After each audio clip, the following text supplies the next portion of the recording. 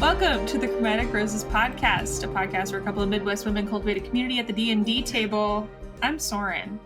And I'm Caitie, and Soren got out of that intro as fast as she possibly could. It rolls really fast if you just right off put it in auto.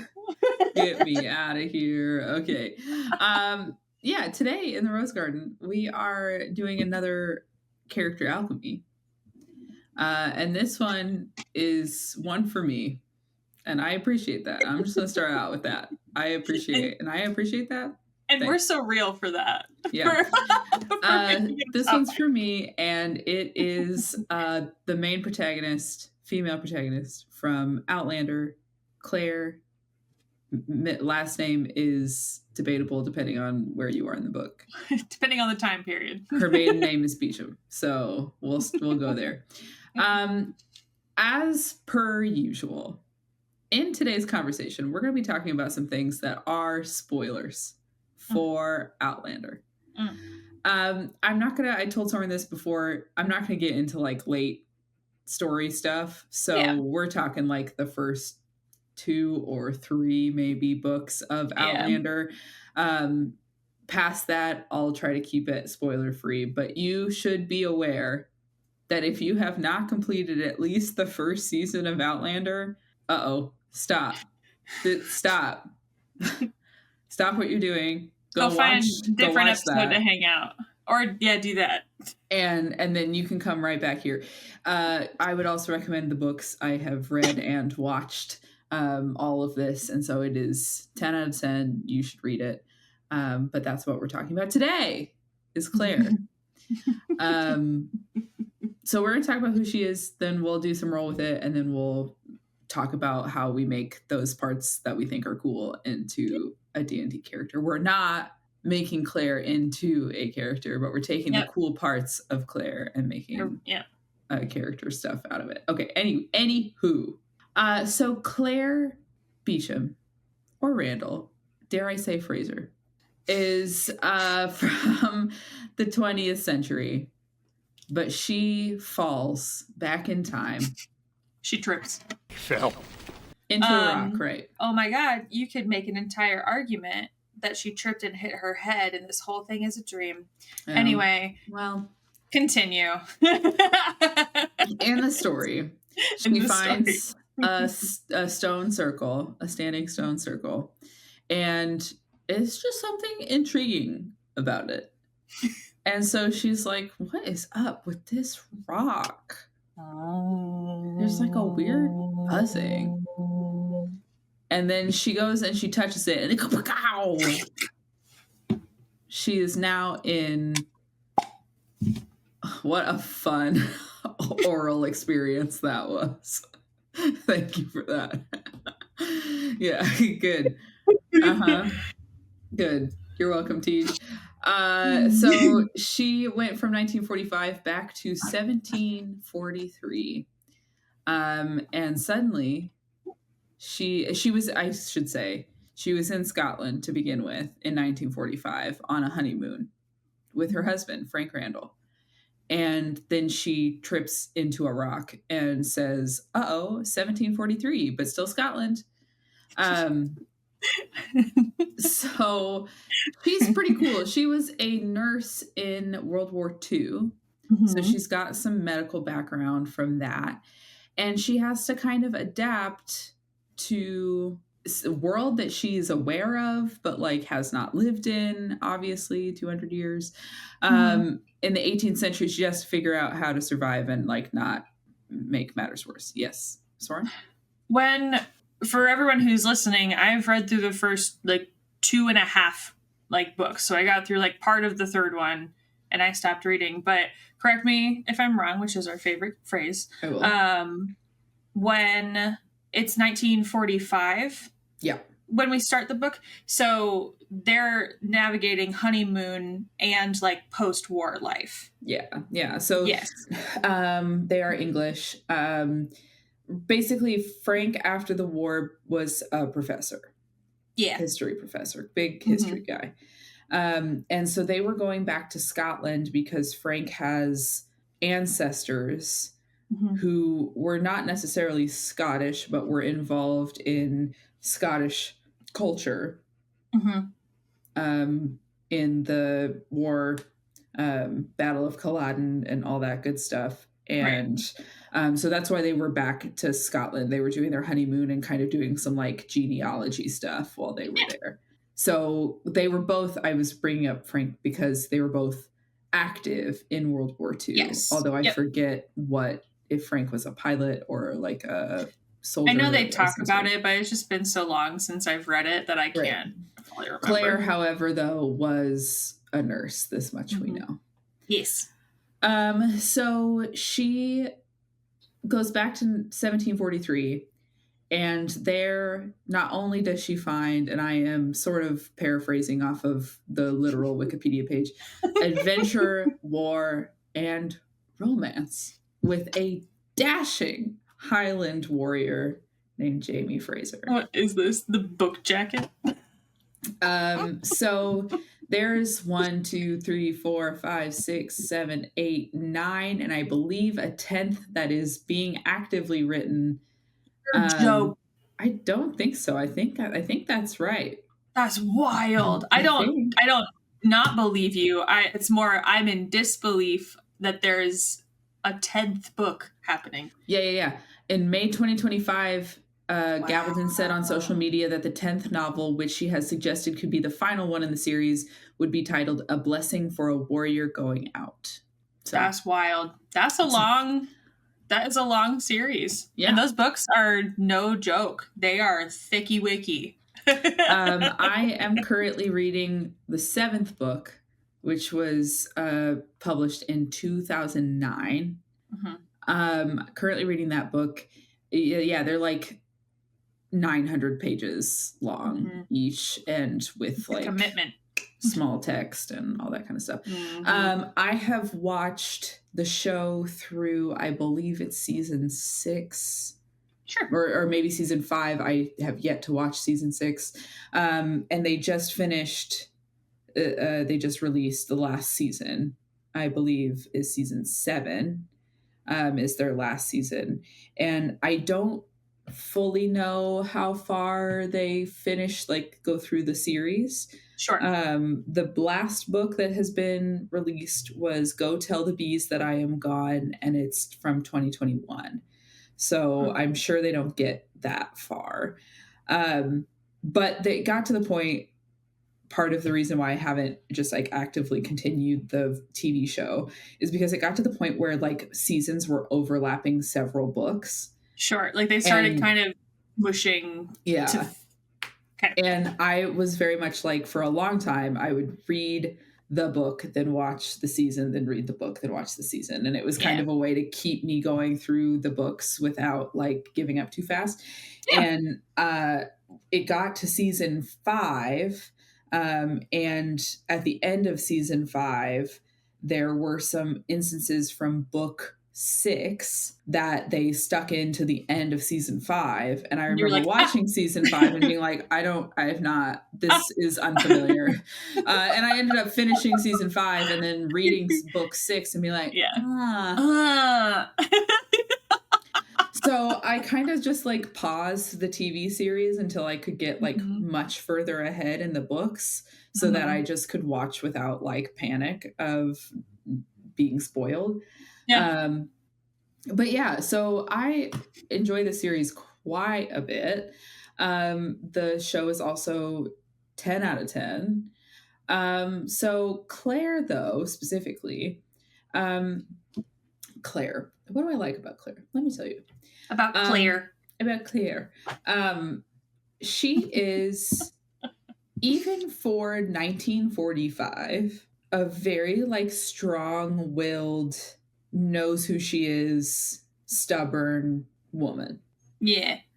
And then you put her in 1743, and now she's like a radicalist. And now she's got a target on her head. Yeah. And so she's incredibly intelligent. She is stubborn. She's willful. She's resourceful. resourceful.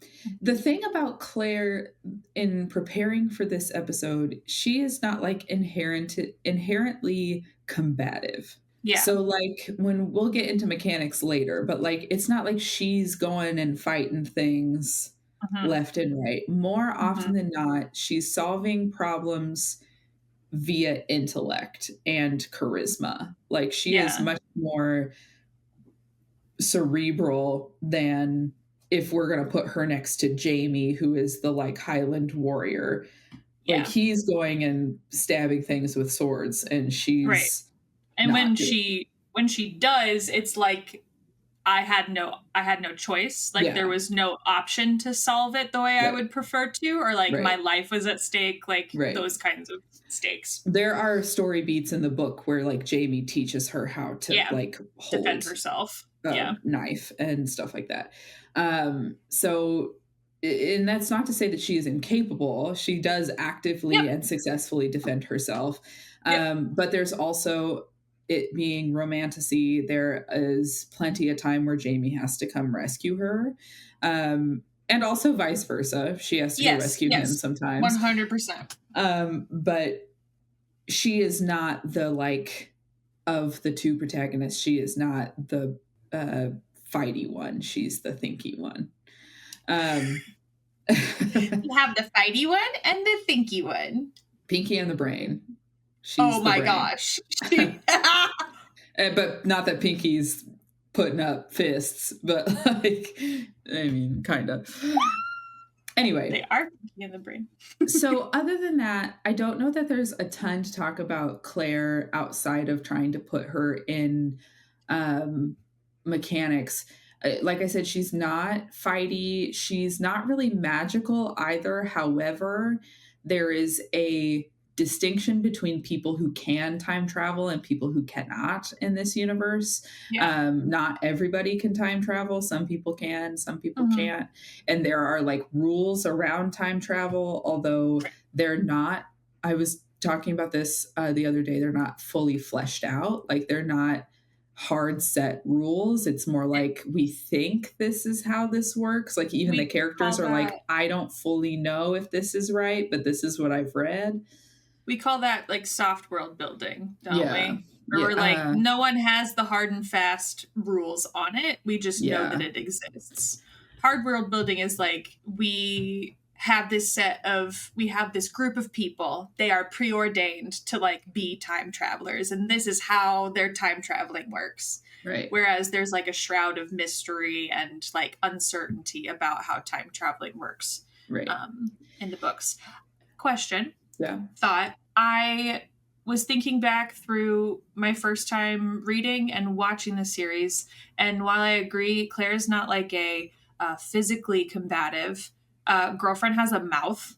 Oh, for sure. She's not putting up with anybody's She's shit. verbally combative, and I think we'll get into this when we're talking about how to build a character inspired by Claire, but there's this I don't want to say naivety because she's a grown woman.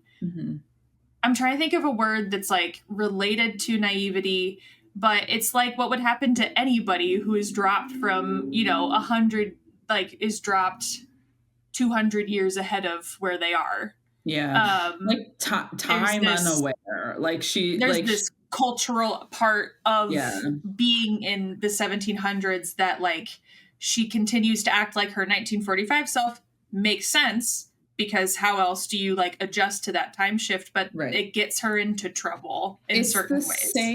It goes either way, right? So it's like the Buffy episode where they turn into their Halloween costumes and she's like a 17th century princess, right? Yep. She's like, what is this? Somebody protect me, right? And it's supposed to be like this like juxtaposition of how Buffy usually is. So there's not only does Jamie have to teach her how to defend herself, once it becomes common knowledge between Claire and Jamie what has happened, because eventually they talk about it. And he's a really nice guy about it. Honestly, he takes it pretty dude well. Could have been like, you're psychotic. Yeah. Get out of my face. Which, get out. I'm going to kill you. Burn. Bye. But he is so enamored by that point that he's like, no, I trust you. And that that's crazy what you just said. But like, oh, fucking But you're K. smart as hell, so let's figure it out. So there is a time when he talks about it. They talk about it. Yeah. And after, from that point forward, there are instances where Jamie has to pull Claire aside and be like, do you understand what time it is? Like, I get that you can do apparently whatever in 1945, which is a wild thought, right? Like, she can do whatever in 1945. Not really, but in his eyes, she can.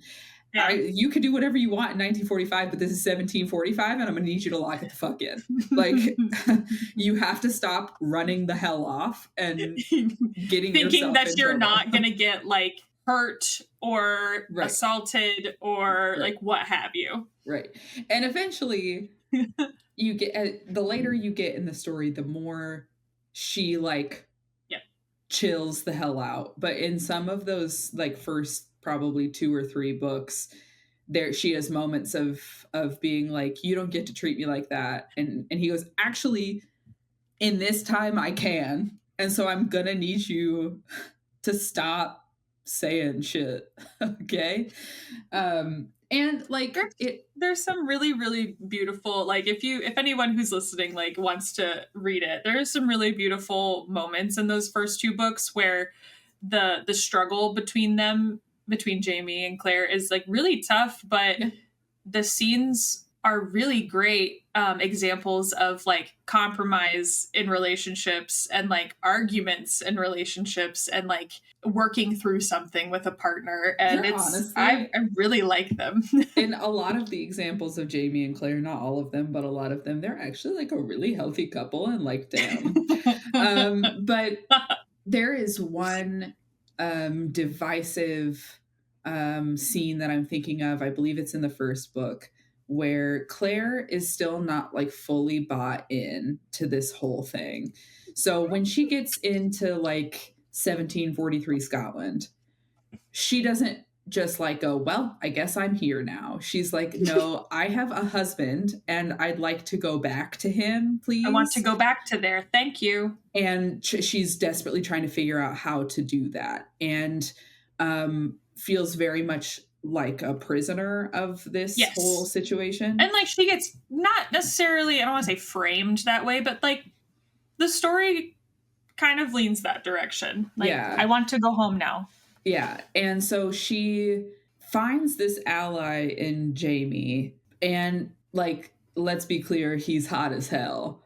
But she, like, even with that in mind, is trying to be like, okay, but I'm going to need to not alert him to what has happened because he'll never believe me. But then like, so not alert him to what has happened and also get away from him so that I can go find this stone circle and try to go back. And she does a thing of trying to run away when he's not looking. And she gets herself caught by the redcoats, and like it's just like a really bad situation. And all of Jamie's men, including Jamie, have to put themselves in big danger to get her back. And so we're back at an inn where they are lodging for the night. And Jamie's like, listen, guess what? You didn't listen to me. And so now I'ma beat you so that you listen to me in the future, so that you learn your stupid lesson. And Claire is like, the hell you will. That's not how you treat me. And I don't want to be here. And he's like, actually, no. I'm stronger than you. And if I don't make a point to teach you that this was wrong, then all of my men, they're listening. They're like listening to hear me do this. So like I have to. And it's this whole thing. It's like, as you read it, this whole time up until now, you're like, this Jamie guy, hot as hell, Scottish accent, like 10 out of 10, can do no wrong, love that guy. And then he beats Claire. And then you're like, wait. I thought... It's a very hard scene to read and honestly to watch. Oh, Like, for sure. Because she's it like was- super in distress. Like it is Yeah. like he is gonna whip her with a belt like a child. And even that Yeah. is abuse, right? Yep. So yeah, it's like, but one of the things that I think I like about that scene, to Soren's point, is that while it is wrong to today's standards, and if we were to go back and critically look at that time standards, is still Mhm. wrong. There's like no Yeah. angle where it's not like, uh-oh, Maybe don't hit do that. people to Right. get them to understand you. What I like about that scene is this, like, she is so not in the time she's used to. Yeah. And while that is still wrong, she has to realize that this time it functions like this. Yeah. Whether or not it's right is kind of irrelevant, because it's the fact that she is in the 1700s, and this is how shit works here. Yeah, and it's not no amount of like strong-willed woman is going to change 1743 overnight. Right. Because what happened to them in that era was you got burned. Yeah, right. You got called a witch. And that becomes a thing she also has to deal with, right? Yeah. Is because like having this label of being a witch, and and also understanding the implications of how that changes Jamie's life as well. Right. To be the protector of this really strong-willed woman. And having to like put himself between her and other people and all this kind of stuff. And again, like not me condoning 1700s treatment of women, not at all the point. Not even a little bit. It is the like, there is nothing we as a society, if we were to go through a standing stone and go back to 1743 to try to find ourselves dashing Highland warriors, we would not be able to say like, okay, but I'm going to fix it this time and like change the way society worked. And that's not.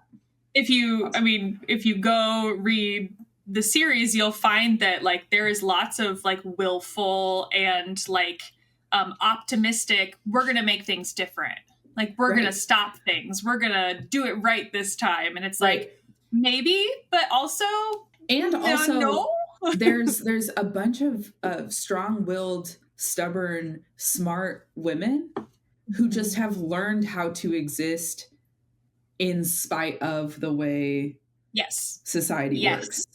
So like they are still strong-willed and stubborn and running their households, but they're doing so in a way that they can still manage themselves in that society while being who they are. Not saying it's not stifling, but like they're finding ways to make themselves work within this framework. It's like thinking about it, like hearing you say it out loud like that, it's extremely like a lot of like political type discernment, like being able to covertly be who you are while hiding yourself away when it's like safety wise like necessary. This is a little late game spoiler, but like Claire, eventually she's a nurse in World War II, eventually is doctor.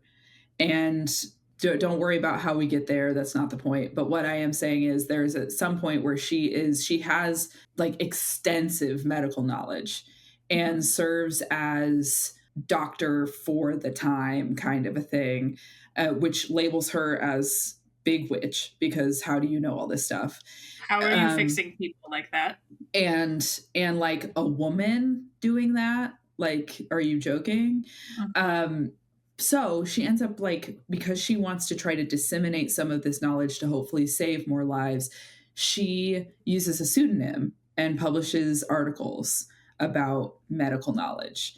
But her pseudonym is male. So it's like a male doctor is putting this stuff out rather than a female doctor. So like that kind of a thing of political awareness to say like, I have this knowledge. I want other people to have this knowledge so that they can save themselves and maybe family members, but I can't say it's coming from me. I am aware enough of the political standpoint to say that I have to have a pseudonym that is male. both from the perspective of making this information actually credible, but then also to protect my family so that nobody comes after me and mine because I'm a woman publishing this kind of knowledge. Right. So I just, anyway, I just looked up some of that time travel. How does time travel work in Outlander? The things we know, and this may or may not apply to how we mechanically create somebody Make our like Claire. character. Yeah. It's extremely painful and mentally disorienting to go through the stones. So that's number one. So it's like super, super exhausting. Ouch.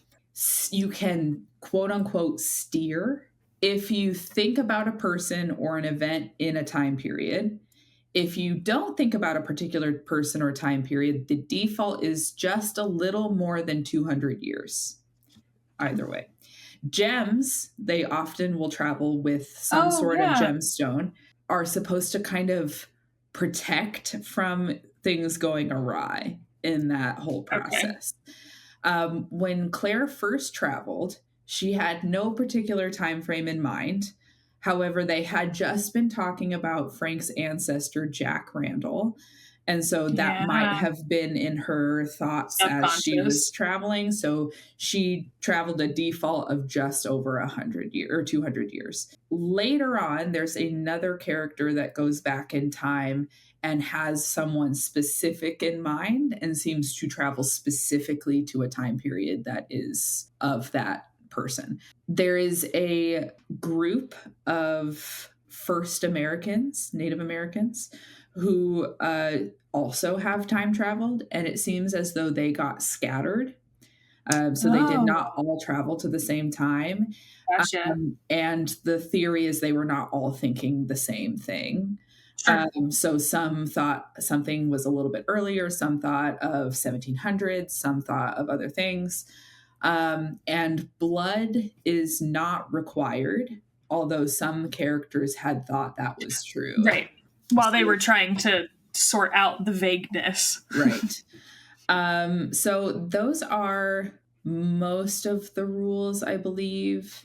There's a question in the books if the stones have been placed as markers for a spot on the earth, like think ley lines or like geomagnetic forces, and possibly conduct some sort of energy themselves that allow for time travel, or whether the stones themselves actually channel some force. Not sure if that makes sense, but it's part of like late book stuff. They also talk about traveling specifically on like energy convergences, like an equinox of some sort. Just the energy is strongest then, kind of a thing. So that's kind of it as far as like the rules. Like I said, they're soft rules. Nobody's really sure, but it seems like you travel about 200 years. Either generally it's backwards if you're in a modern time, and then like forwards if you're in a historical time. Which is wild. Like, how did that? But I think that might be about like the steering, like the thought steering. If you don't think of anything, you travel backwards, it seems, 200 years. And then you can have gemstones as a force of like protection from awryness. And there are some individuals who can hear the like energy, the like buzzing of the stones. And there are some people that can't.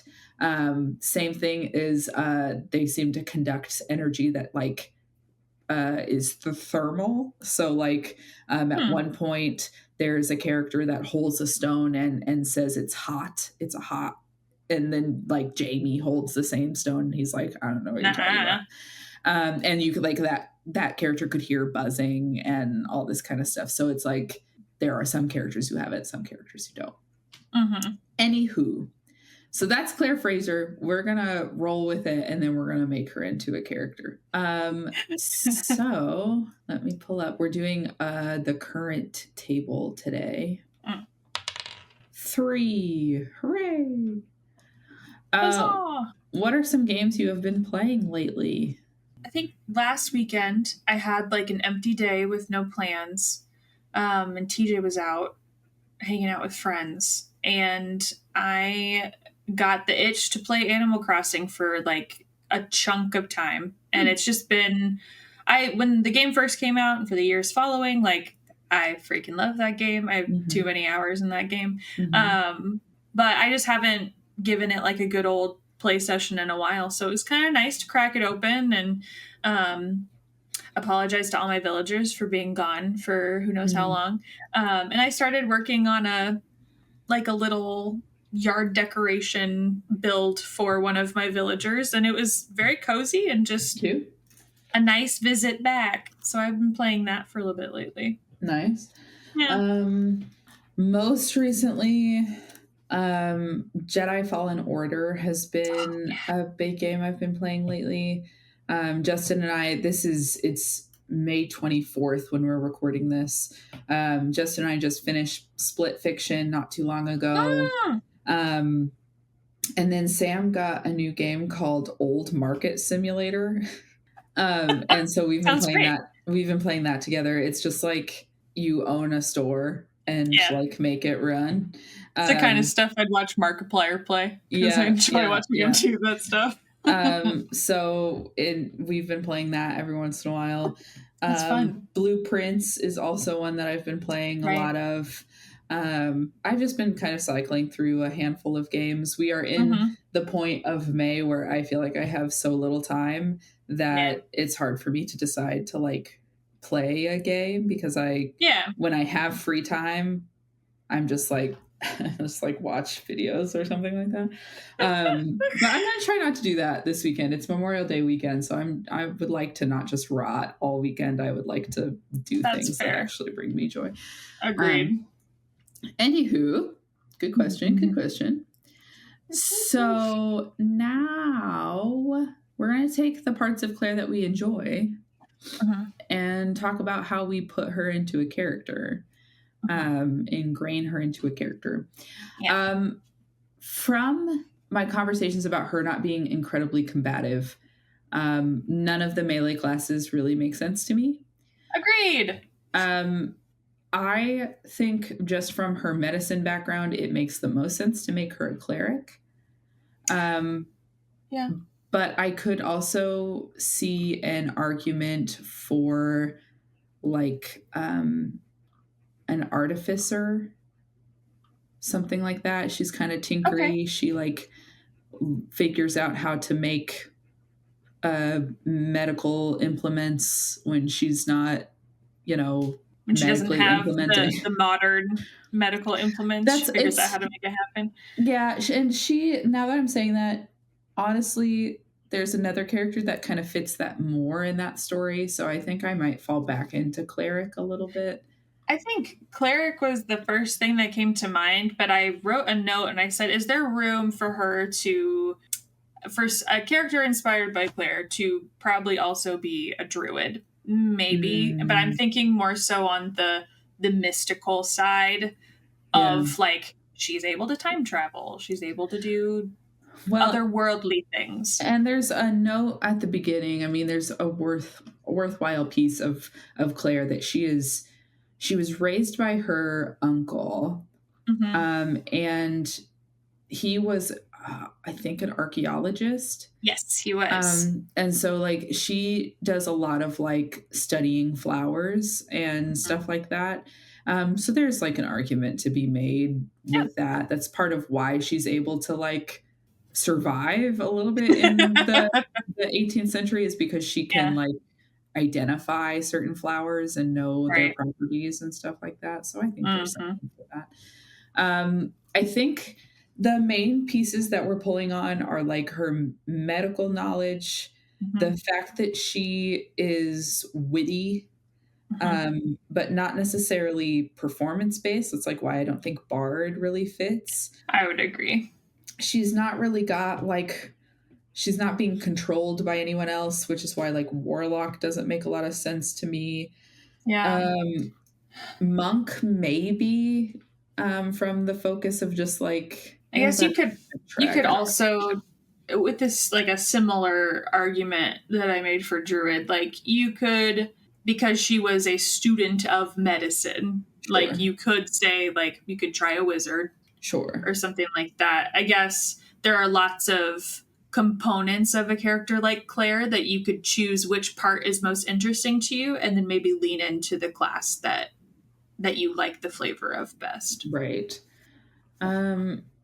Cleric subclasses, divine domains, death domain, forge domain, grave domain, knowledge domain, life domain, light domain, nature domain, order domain, peace domain, tempest domain, trickery domain, twilight domain, war domain.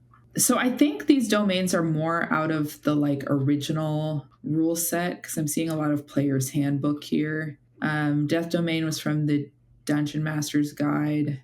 Yeah, I'm not going to worry about it. I think I'm going to open the knowledge one. I'm going to open the nature one. Okay. I'm going to open order. She's very logical. Mm-hmm. I'm going to open tempest. There's a few other ones in there that are kind of intense, but I'm going to start with these. Okay, knowledge domain. The gods of knowledge, including Agma, Baka, who cares? The gods of knowledge value learning and understanding above all. Some teach that knowledge is to be gathered and shared in libraries and universities, or promote the practical knowledge of craft and invention. Some deities hoard knowledge and keep its secrets to themselves, and some promise their followers that they will gain tremendous power if they unlock the secrets of the multiverse. Followers of these gods study esoteric lore, collect old tomes, and delve into secret places of the earth to learn all that they can. Some gods of knowledge promote the practical knowledge of craft and invention. So the thing to remember about clerics is that you're obviously following some sort of divine situation, but that gives you like some of these knowledge, these pieces of knowledge. So like life domain is probably the most like medical, you know what I mean? If we're going after the cleric for its healing purposes, life is probably the one that makes the most sense there. This knowledge domain is very like identify, command, suggestion, confusion. Those are kind of the spells you've got. And then you also get some extra skills. You can read thoughts, and you get some visions. So kind of interesting. I don't know if that's fully clear. Nature domain is a little bit like cleric with a druid skin. So it's got like animal friendship, speak with animals, spike growth, plant growth, all of those kinds of things. But you are an acolyte of nature. So you follow a deity that has to do with nature. So like Prim honestly could have been a nature domain druid or a cleric following Melora, who is like kind of a nature gal. Well, as you were describing some of that, it made me think of like a character like this could, if we're still leaning like medical cleric, maybe there's a little bit of like apothecary flair in there. So they like make a lot of their own medicines. Maybe they have like a small hoard of them with them all the time. Like that could be kind of fun to add to that like too. Multi-class cleric druid, you know what I mean? Like you could do it that way. Some of these domains, I mean, are truly even just like looking at the order and the tempest ones are just like skinning clerics in different ways. Giving you like nature powers, giving you like weather powers, giving you more like combat centric powers. So I think like some of our other ones have been in the past, I feel like making Claire Fraser into a D&D character is kind of more about the role-playing vibe than it is mechanics. Just because she's not like a special, whereas like Buffy is a fighter and Steven has healing powers from his gem and stuff like that. Like there's less of that in this. I would say like I would be picking things that give me expertise or proficiency in medicine, Mm-hmm. proficiency in maybe not deception, but maybe intimidation. She's, Yeah. kind of a force to be reckoned with in that way. Right. So like I would be finding ways like that I could make a character feel more like a Claire Fraser from my role playing perspective than from a Yeah. mechanic perspective. Well, I'm trying to think what other character. No, like even with Buffy, there is very clearly like some kind of magic that is going on with Outlander and with like Claire Fraser, but um, of I think all of the characters that we've created on this podcast, Mm-hmm. Claire is the most rooted closely to like reality. Right. Like if we're talking about like levels of fantasticism. Right. So I think you can always zhuzh it up and make it as magic and fantasy as you would like it to be. But Right. I think there could also be some fun in leaning into the fact that she's rooted a little more in reality and kind of playing with that. You could, if you really wanted to use the timey-wimey part of it, is like Critical Role has released their Dunamancy stuff. So in Mighty Nine, Caleb has some research into Dunamancy. The Kryn dynasty has some stuff with the Dunamancy stuff. So you could explore like time magic as a way to kind of honor the time travel-y part. I think this could lean into like maybe what you choose I as race maybe, but I wrote a note that I was like, what if it's not necessarily like time travel that this character we're building like tries to do, but it's some kind of like travel, some kind of maybe teleporting. So like maybe that makes you choose something closer to a tiefling, or something that allows you to do like quick travel or step the wind or like that kind of stuff where we're not necessarily time traveling, but they have a way to travel differently than everybody else. Yeah. Or, I mean, work with your DM and have them come up with a time travel campaign. Yeah, absolutely. That could be very fun. And like your character maybe is like the focal point, and maybe they zip, zap, zop in and out of everything. And I think you can take then, if that's actually what you're doing, if you have a time travel campaign, like more so than any other campaign, you can look to Claire as like okay, how did she handle showing up in a new time? And how did she handle that? Well, she didn't do it great all of the time, right? So like there were some times when she had to learn some pretty tough lessons about what time was like now. So, I mean, I think that's when you can really, really pull on Claire. But I think more than anything, you've got a female protagonist who is not afraid to speak her mind, who is stubborn and smart, and is not easily intimidated by big, muscly dudes. Like, just be like, cool, you've got biceps, get out of my face. Like, but then also finds creative ways to solve problems that isn't combat. So maybe you're a party member who is always going to try to talk a way out of a situation before you fight. Right. I mean, maybe you're somebody, like you're the filter for the barbarian, or like you're the first line of defense, and if you can't get through to them, then everyone starts fighting or something. And if we're talking about like an adventuring party, that's maybe something where you meet up and you go to do this thing. Maybe you're trying to do something other than what the quest is, and you're just using this quest as a stepping stone. And we're getting ready to, come up on fortress that we have to get into, and your party's full of people who are ready to swing a sword, and you stop them the camp night before and say, actually, before we do that, I'm going to try to get us in there without killing people, if that's cool with you. Like maybe you're the voice that is constantly trying to rein in the amount of murder hoboing that might happen. Like combat. Like, hey, this actually isn't about just killing things for me. So I'm gonna try to talk about it first if that's chill. So yeah, I think she could put an interesting twist on a typical D&D party. I agree. Very kind of like grounded vibe for a fantastical situation. I agree.